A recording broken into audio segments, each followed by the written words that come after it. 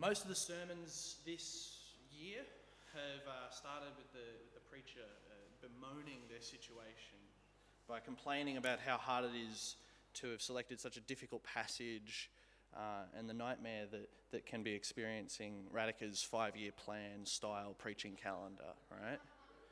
Which for those of you who are not on the roster, you literally pick a passage what feels like years in advance of when you're preaching, and then you get up to it like a couple of weeks before and you go, huh? I agreed to preach on this?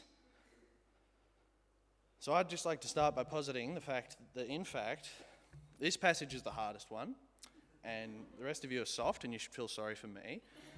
And because I spent weeks, nearly months, looking long and hard for a responsible and God-fearing way of linking this passage to a class analysis of rugby league, and I've got nothing.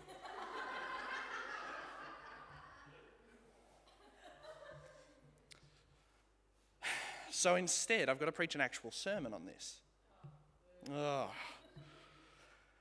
And so I set out and read it and went through the marathon, and I thank you very much. And I thought, you know what, let's try to wrestle with this whole thing. Let's go the full 80 minutes, so to speak, to try to help us collectively read passages like this. So we're going to do a bit of a different style of sermon than we usually get in this community. We're going to go interlinear, right? I'm going to read each part of the passage. I'd invite you all to keep your Bibles open and share in if it's not too much to ask, which it's probably too much to ask, but if we're able to have the Bible passage up as we work our way through, that'd be awesome, but also no dramas, right? So have a Bible open in front of you. This is church after all. So we'll read a few verses together, and then I'll give an interpretation, and I'll help point out what's going on, and I'll help us find where the good news is. Thank you so much, Sharon. That's fantastic. Because I don't know if you heard it, but this is a really rough passage. There's a lot that goes on here. It seems really brutal. And I think it's really important that we actually wrestle with these things, but that we get to the end and we know how much of it's just not okay, and which parts of it point towards hope and life. So,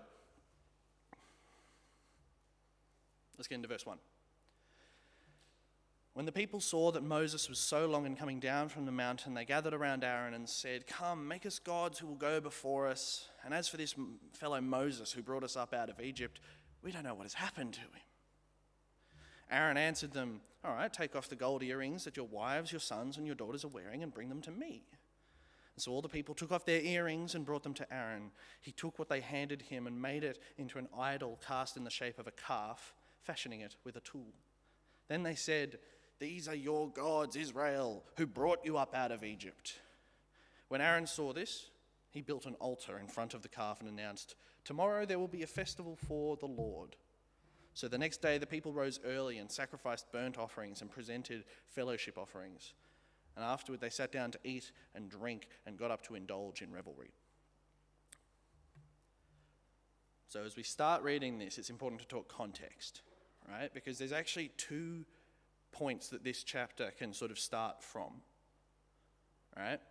We're in the book of Exodus, and the people have already been exited.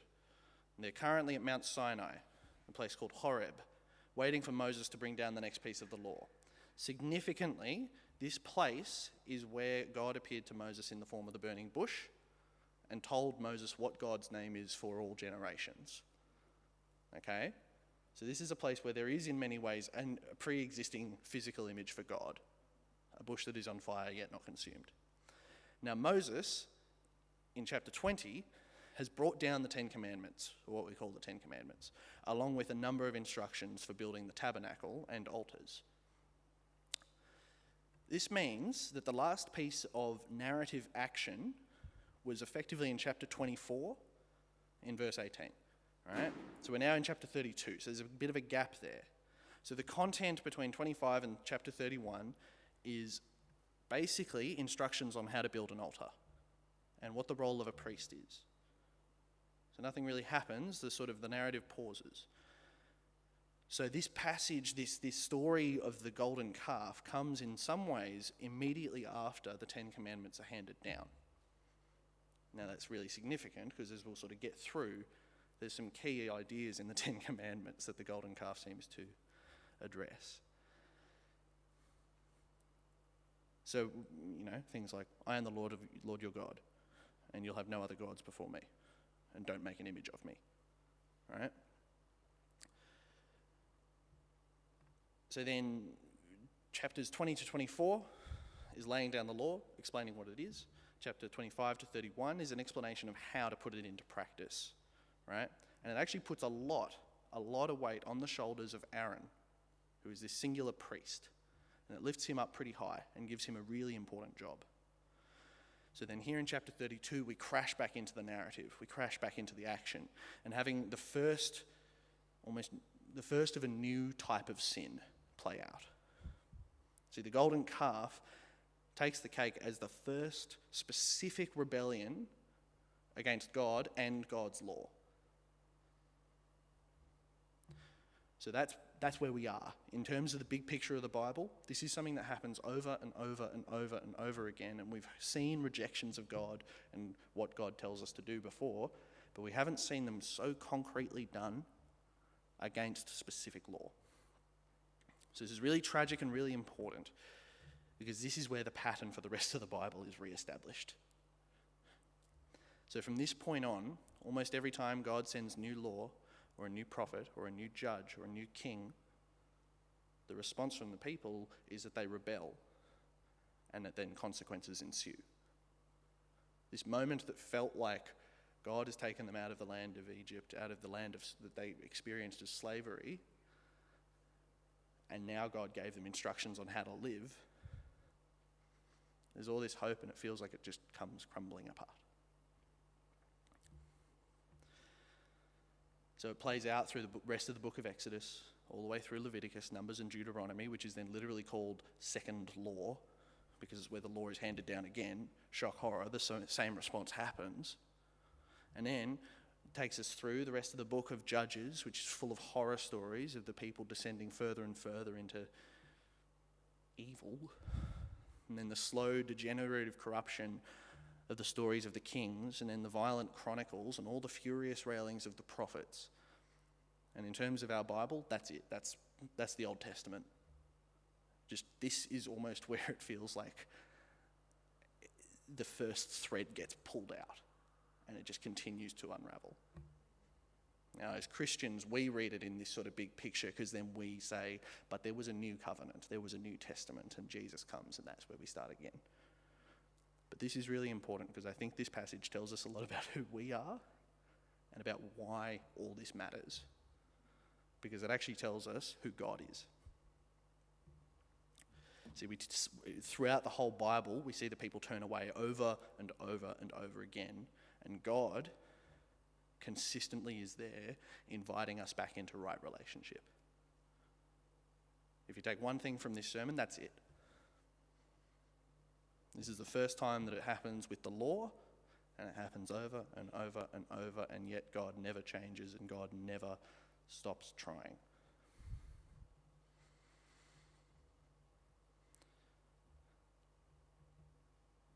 So then in verse 7, then the Lord said to Moses, "Go down because your people who you brought up out of Egypt have become corrupt." Now this line breaks my heart because you read this and you see that, hear how God is talking. The way that God has been speaking the entire way through this book has been, I am the Lord your God. I will take you out of Egypt. I am taking you out of Egypt, and I have taken you out of Egypt. And now I am the Lord your God. You shall have no other gods before me. And the people said, "Nah." And God says, well, Moses, you better get down there because your people, not my ones, my people would have known better.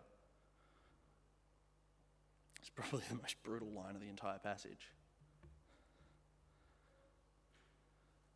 See, the lines that God is saying in the Ten Commandments that specifically are being ignored here are, I am the Lord your God who brought you out of Egypt, out of the land of slavery. You shall have no other gods before me. You shall not make for yourself an image in the form of anything in heaven, above, or on the earth beneath, or in the waters below. You shall not bow down to them or worship them, for I, the Lord your God, am a jealous God, punishing the children for the sin of the parents to the third and fourth generation of those who hate me, but showing love to 1,000 generations of those who love me and keep my commandments. There's a lot of people who would preach a sermon on this passage by going into the imagery of the calf and talking about what it means and about how it's an image that doesn't need someone to ride it for it to look like God. I don't think that matters. I don't think that's important. I don't even think it's important that it's made out of gold. What's important is that the first thing that the people do after receiving that commandment is go, let's try it.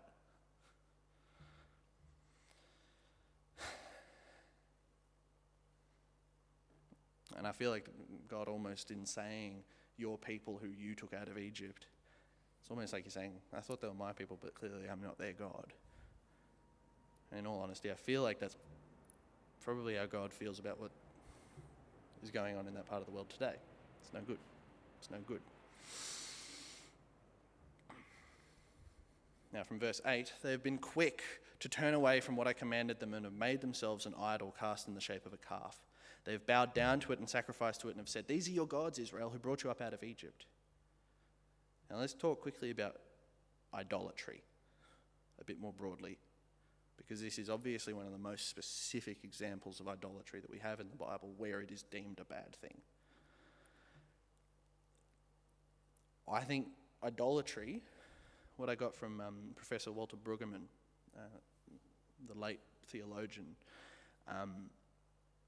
he used a phrase that idolatry happens when we reduce our metaphors for God. That's where we run into problems, right? The doctrinal problems that come from having idols are when we only choose to recognize one point of comparison for what God is like. See, God is a bit like a calf in some ways. God is a bit like gold in some ways. And in the chapters before this and in the chapters after this, we hear about building altars to God and how that's a totally good and reasonable thing to do. God is like a father. God is like a mother. God is like a lot of things.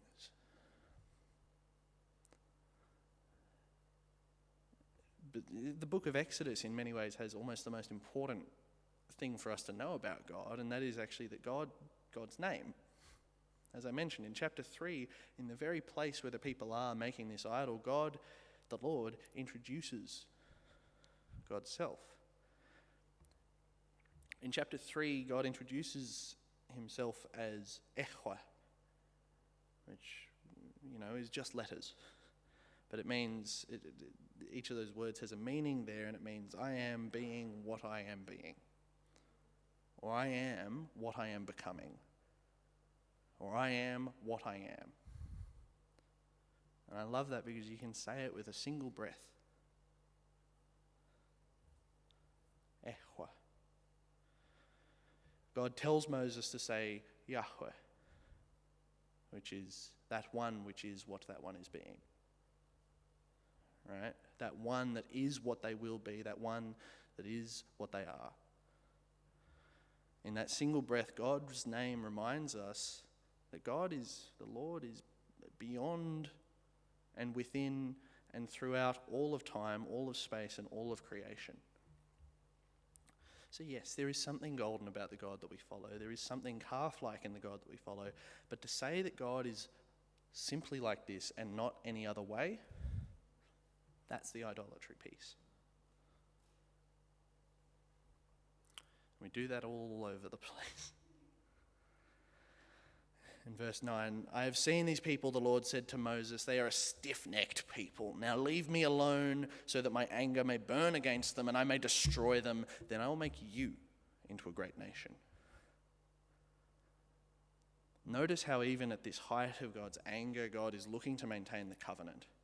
but chooses to maintain the covenant through Moses rather than through the people that God has been doing all this for.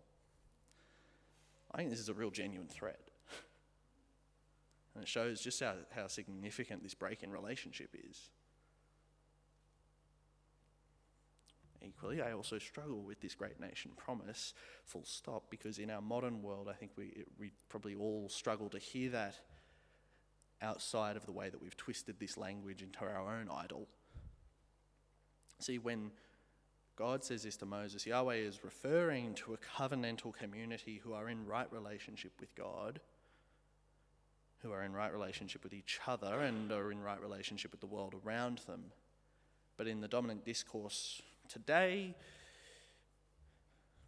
we hear the phrase great nation and we think of a strong nation state, and that is idolatry, and that is a lie. That is not true. So verse 11. But Moses sought the favor of the Lord his God.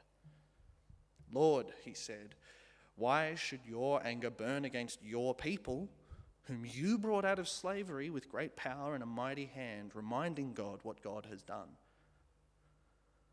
Why should they say that it was with evil intent that God brought them out, to kill them in the mountains and to wipe them off the face of the earth? Turn from your fierce anger, relent, and do not bring disaster on your people.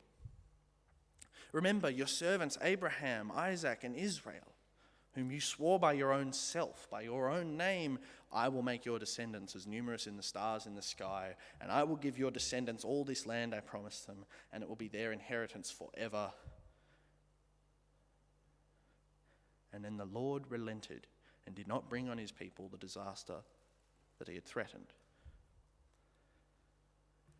Now that really matters.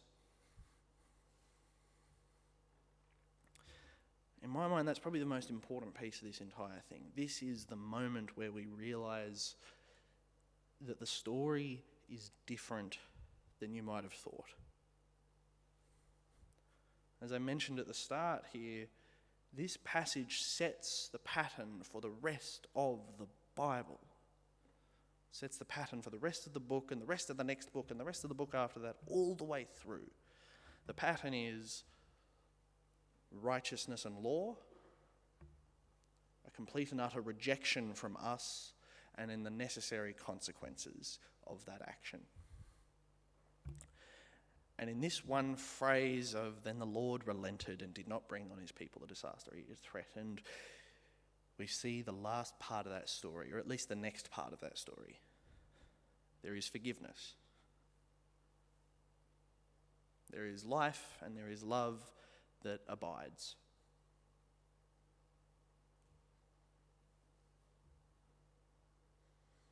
There is more love in God than sin in us.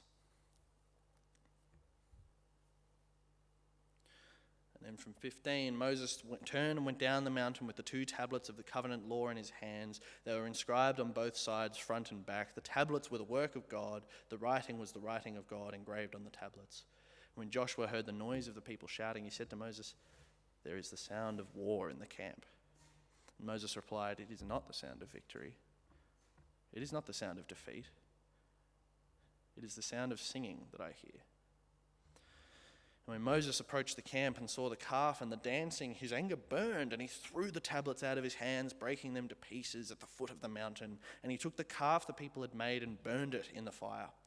And then he ground it to powder, scattered it on the water, and made the Israelites drink it.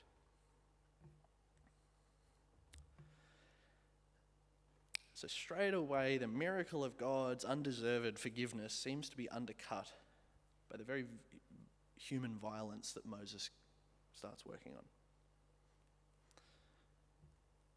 And equally, there is a twisting of the imagery here, particularly of the previous Exodus passage, proclaiming of freedom and struggle. The sound of singing coming like the sound of war, twisting Miriam's song of praise when the people came through the sea. The tablets striking the ground, the people drinking the tainted water of the calf, a twisting of the way Moses drew water from the rock at God's instruction. And I think this is a continuation of the idea of idolatry. Idolatry, when we close ourselves off from the depth and breadth of God, Idolatry when we actually hang on to the image of what winning felt like over and above the truth of who it was that the victory came from.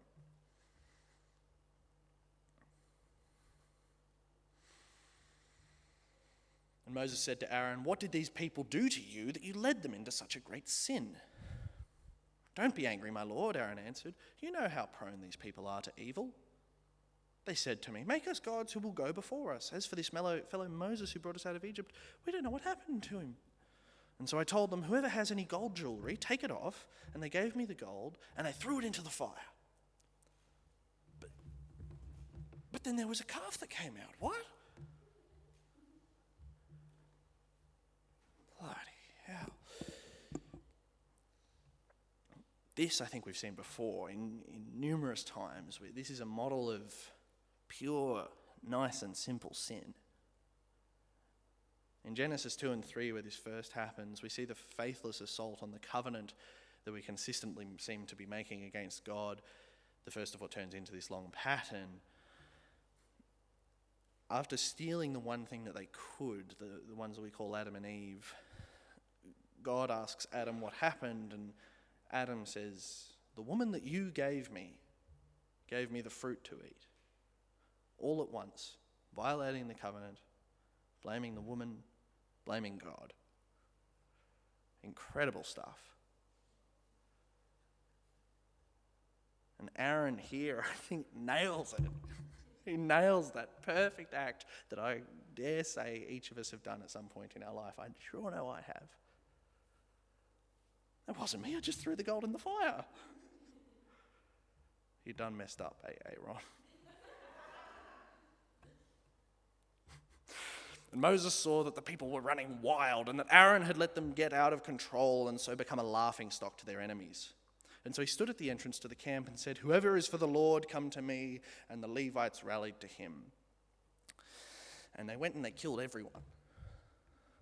This is appalling.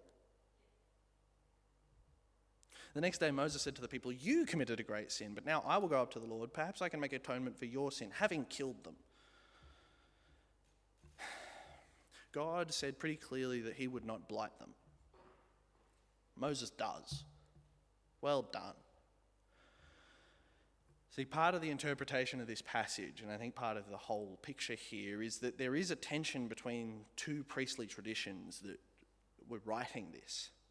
On one hand, we have Moses with the law, and here with the Levites as his followers. This tradition continues through to Jesus' time in a number of different ways, but for us we can call them Pharisees. This is the group that emphasizes the written and oral law tradition of Torah. And this is sort of where they draw their roots to, and this is what they say is important. On the other hand, Aaron has been given this key role, and I'd encourage you to have a quick look at chapters 25 to 31 to see just how important Aaron is in this whole system.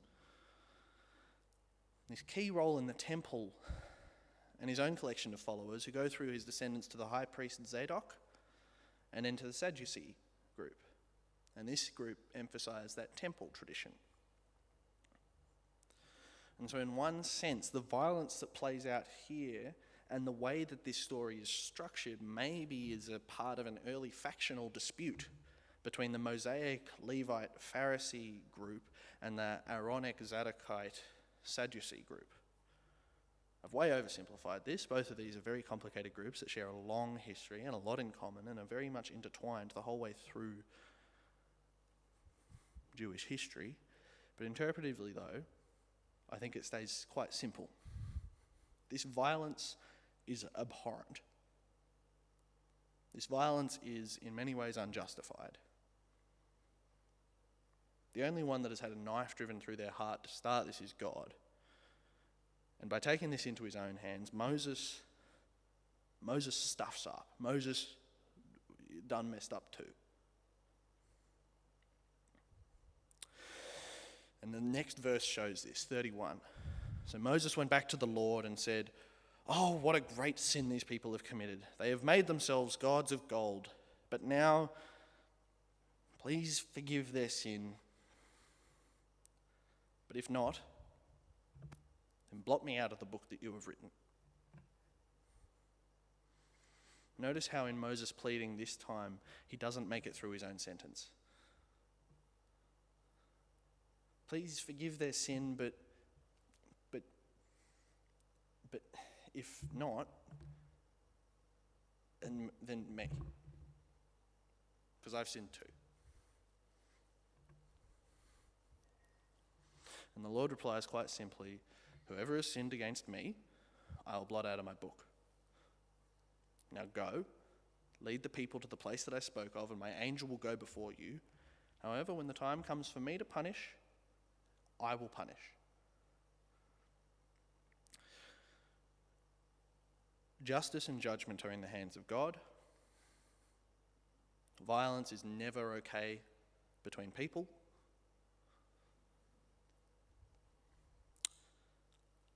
Violence is incredibly complicated. I would also say it is rarely okay when God does it. And I think we often misattribute things to God when it comes to violence. But in this question, we stay disciples of a God who forgives, but also that same God is the sovereign of all creation who will not be mocked. And in this question, there is no final or systematic or simple answer. Instead, we're forced to live with the tension which we feel in our most intimate and treasured relationships. We all know what it means to be hurt by someone we love. It's never clear what you're supposed to do when that happens. And this is why it matters that Moses begs in such a dangerous and life-giving way. Yahweh will not be mocked, and Yahweh forgives. I know I've been speaking already for quite a while, but I don't know if I could ever, with enough words, get across the importance or depth of the tension of that idea. And in verse 35, we land in a really nasty spot. And the Lord struck the people with a plague because of what they did with the calf that Aaron had made. To me, I think that this plague, in the same way that you can explain logically or with real answers the plagues that are sent against Egypt during the Exodus. Right? There's blood in the water, and then the frogs come out of the water, and then the flies follow the frogs, and then the gnats follow the flies, and whatever else, right? Here, I think there's a really simple point. When it's all stripped away, you cannot eat gold. And Moses had polluted their water. And that looks like an act of God. And if I'm totally honest, I think that this is a misattribution of violence again. But damn, is it a tough place to land. So, it's not on the screen, but it is in your books. We're going to skip next to just the first chunk of the next passage, and then I'll sit down because I don't want to go for too long on this. I've already done so. When we define God narrowly as wealth, power, grandeur, abundance, power, we are telling and being told a lie, and that lie cannot produce life. There is life in God, there is justice, there is hope. And our job is to hold that tension. So then at the start of chapter 33, the Lord said to Moses, "Leave this place, for this was holy ground. You and the people that you brought up out of Egypt." Again, I'm the Lord of God, Lord your God. I brought you out. But still, you did this, Moses. "Go up to the land I promised an oath to Abraham, Isaac, and Jacob, saying, I will give it to your descendants. I will send an angel before you and drive out the Canaanites, Amorites, Hittites, Perizzites, Hivites, and Jebusites. Go up to the land flowing with milk and honey. But I will not go with you, because you are a stiff-necked people, and I might destroy you on the way." When the people heard these distressing words, they began to mourn, and no one put on any ornaments. For the Lord had said to Moses, "Tell the Israelites, you stiff-necked people, if I were to go with you even for a moment, I might destroy you. Now take off your ornaments and I will decide what to do with you."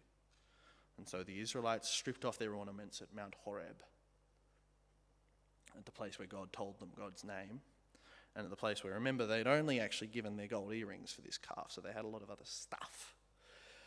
So the conclusion of this story before it moves on, which happens here in the start of the next chapter, which is arbitrary, the conclusion is that Yahweh, the God who is right now being what God will be forever, stays Yahweh, who is right now what God will be forever. God chooses to not go with them, but gives them a way of contacting God, and stays faithful to the covenant as promised. The story ends with a surrender of wealth and a promise for new beginnings and hope.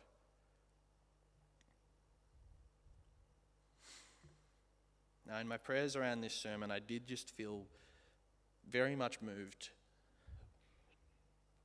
very much compelled to just say something about what feels like the modern idolatry of our time, and say something about peace in the Middle East and what is happening in Palestine. Because the fact that this story, as horrific as it is, ends on a reaffirmation of the fact that the Lord will drive out the people who are already there and send them in, doesn't sit right anymore. And I say this as someone with no meaningful qualification to do so. I'm neither Israeli nor Palestinian nor Jewish nor Muslim nor any of the above. I have no family and friends in the area, and I don't have any special knowledge about what the right way forward is. But I do, however, have the privilege of preaching in this community, and I think it is vital that we listen to what God is saying in this space. Violence is never okay, particularly when it is a calculated genocide to protect the political legitimacy of a criminal. What is happening in Gaza is not okay. There is no biblically literate justification for genocide or violence. If you read this passage and any part of you goes, "Hooly dooly, that looks like today," know that there are lies being told out there, and what is happening is not okay. And I know that I join with millions in condemning this violence and the way that biblical passages like this are woven into it. And I would encourage you all to take a lesson that I believe this passage does leave us with, cynical as it may be, in surrendering our wealth in favour of peace.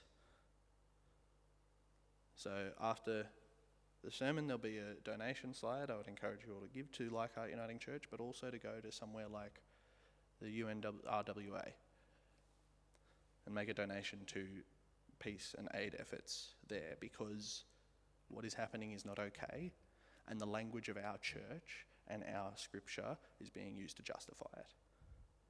And we as people of faith need to take a stand against that. So I hope that we all know that we follow a faithful God who will not be mocked. A God of forgiveness, and a God who is bigger than we will ever know. We are not able to contain it in any one image.